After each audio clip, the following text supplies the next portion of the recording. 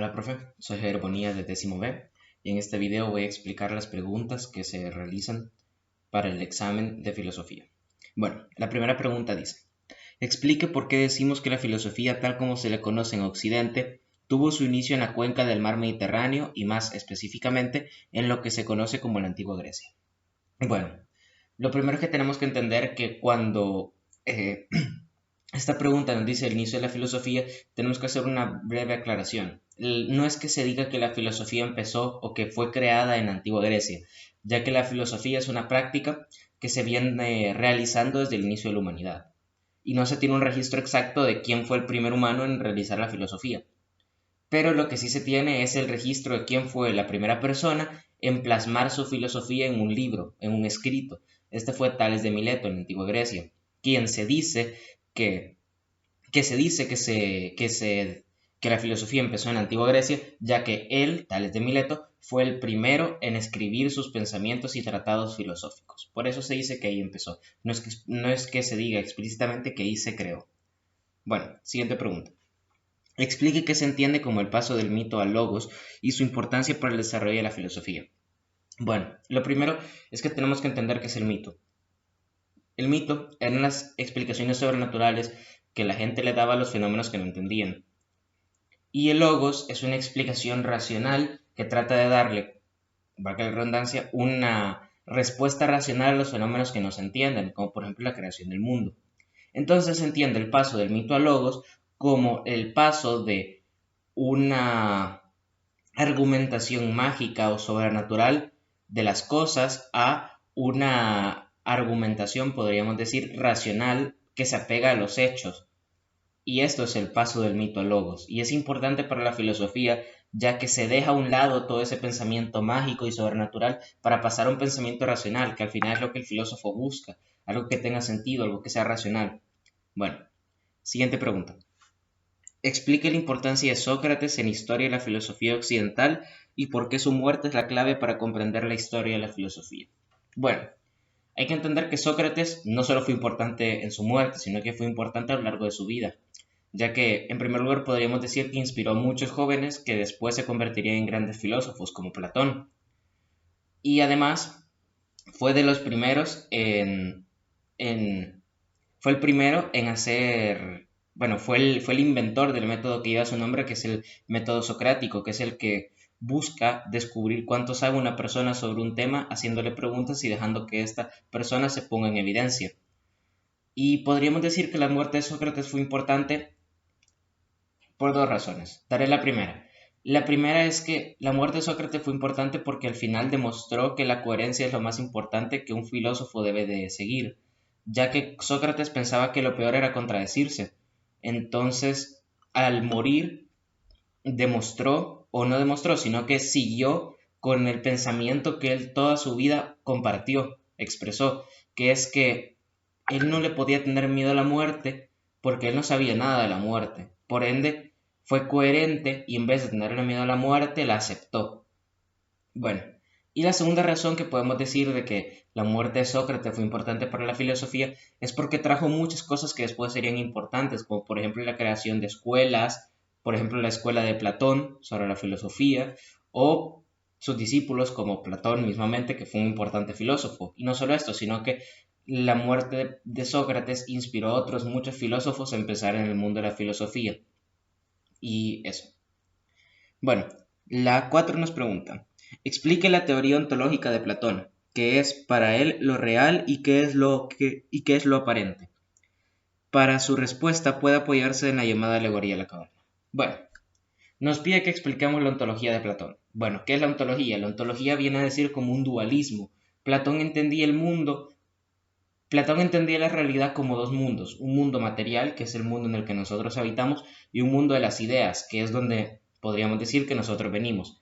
En el mundo, Platón decía que el mundo natural, el mundo material, perdón, era un mundo aparente, era un atisbo de lo que la realidad era, que era el mundo de las ideas, lo que él creía que era la realidad, ya que él creía que el mundo nuestro, el mundo material, es lo aparente. Entonces, ¿cómo explica esto Platón? Platón lo explica muy bien en la alegoría de la caverna.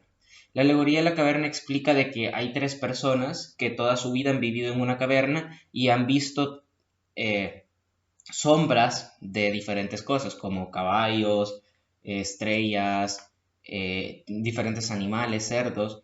Entonces, para estos humanos, para estas personas, la caverna y las sombras, la luz que se usa para proyectar esas sombras es lo único que existe en la realidad.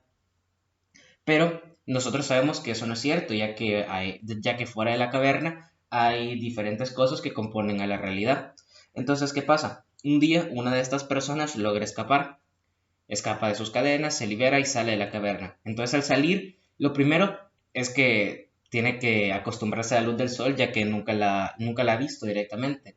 Y después logra apreciar un mundo que es muy diferente al mundo que él pensaba a la realidad que él pensaba que existía, que era la realidad que él veía en la caverna. Él veía árboles, veía agua, veía pájaros, cosas que nunca vio en la caverna y que nunca pensó que podrían ser reales. Entonces, algo así trata de explicar Platón, que nosotros estamos atrapados en este mundo, que es el mundo material, y que el mundo de las ideas es lo real. Digamos de que el mundo material sería la caverna en la alegoría, y que nosotros para salir de esta caverna lo hacemos a través de la filosofía, pensando, reflexionando a través del pensamiento, a través del método filosófico.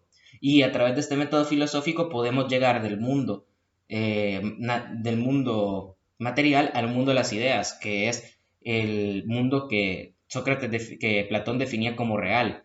Y también indica que el trabajo del filósofo, ya que la alegoría no acaba ahí, ya que después de esta persona, de haber escapado de la caverna, regresa a la caverna para decirle a sus compañeros, los cuales se burlan de él y le dicen, y básicamente no hacen caso, ya que para ellos la realidad es lo que ven en la caverna. Sería absurdo pensar que algo existe más allá. Platón con este final de la alegoría describe el trabajo del filósofo, que es guiar a las personas que están atrapadas adentro de la caverna en este mundo material a ese mundo de las ideas, que es a donde todos tenemos que aspirar a ir. Bueno, habiendo explicado la teoría ontológica de Platón, que es la de los dos mundos, pasemos a la siguiente pregunta. Explique cómo es el hombre para Platón. Ok. Para eso tenemos que entender de que Platón tenía una visión muy interesante del hombre, ya que, siguiendo con su teoría ontológica de los dos mundos, Platón describía al hombre como como un sistema en el cual tenemos un jinete de un carro alado y un carro con alas, un carro alado, así se llama, así lo definía Platón, con dos caballos que eran los cuales llevaban el carro. Normalmente se describe un caballo como un caballo negro y otro como un caballo blanco, a fines para que sea más fácil entender la alegoría. El caballo negro representa todos los placeres carnales, todo lo que nos aparta del pensamiento. Es todo el placer material, todo lo mundano, podríamos decir, es la lujuria, entre otras cosas. Y el caballo blanco representa el placer racional, podríamos llamarlo de alguna forma, que es el reflexionar filosóficamente, el mantener el, el mantenerse siempre racional y no dejar que nuestras emociones nos dominen directamente, son todos los placeres de la mente, podríamos decirlo. Entonces, ¿qué explicaba Platón? Platón explicaba que si el caballo negro lograba sobrepasar al caballo blanco, si el caballo negro se descontrolaba, culpa de la aurija, que la aurija es el jinete, si el caballo negro se descontrolaba, este caería y haría que el carro alado se desmoronara. Entonces, ¿qué pasaba? Platón explicaba de que cuando el carro caía, esto significaba que nosotros, nuestra alma, podríamos decirle, había pecado, porque se había dejado llevar por ese caballo negro, que era todo lo que representaba los placeres carnales, podríamos llamarlo. Entonces nosotros seríamos castigados y seríamos atrapados en el mundo material y que nuestros cuerpos en realidad son como prisiones de nuestra alma, la cual quiere regresar al mundo de las ideas. Y para esto tiene que pasar mucho tiempo ejerciendo el pensamiento filosófico para poder liberarse de la prisión corpórea y regresar al mundo de las ideas. Básicamente Platón lo explica como que el hombre es un alma atrapada en un cuerpo material, podríamos decirlo que esta sería como una prisión carnal, una prisión hecha de carne, y que para liberarse y para que su alma vuelva al mundo de las ideas, tiene que purificarse a través de la filosofía. Y no solo decía eso, sino que decía que habían almas que eran aún más arrastradas por el caballo negro y que terminaban en cuerpos de animales, de plantas. Entonces, muy interesante la verdad el pensamiento, porque se parece un poco a lo que nosotros entendemos en nuestro pensamiento cristiano, podríamos decir. Y esta es la idea que tiene Platón sobre el hombre, que en realidad nosotros somos un alma que antes vivía en el mundo de las ideas, que pecó, cayó y fue atrapada en un cuerpo material y que ansía volver. Por eso es que,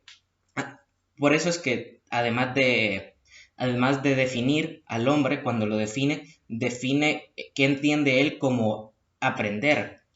Platón entiende aprender como recordar, porque en el mundo de las ideas nosotros entendíamos todo. Entonces él entiende aprender, como por ejemplo yo aprendo que hay caballos negros o que hay caballos blancos, él entiende ese aprender como un recordar de lo que nosotros ya conocíamos. Y eso es lo que entiende Platón, y esa es la visión de Platón sobre el hombre. Bueno, habiendo respondido las 5 preguntas del examen, gracias, profe, espero que le hayan gustado y adiós.